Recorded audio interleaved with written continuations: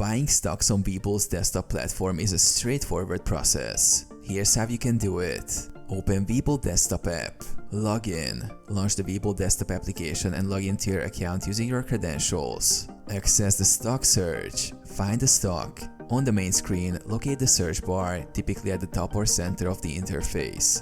Enter the ticker symbol or company name of the stock you wish to buy. Select the stock. View stock details. Click on the stock from the search results to access its detailed view, including charts, news, and other relevant data. Initiate a buy order. Click Buy. Locate and click the Buy button. This option is usually found on the stock's detail page or in the order entry section. Enter order details. Set order type. Choose the order type from the drop-down menu. For a market order, you will buy at the current market price. For a limit order, specify the price at which you want to buy. Enter quantity. Input the number of shares you want to purchase. Review and confirm. Review your order details and click Confirm or Place Order to execute the trade.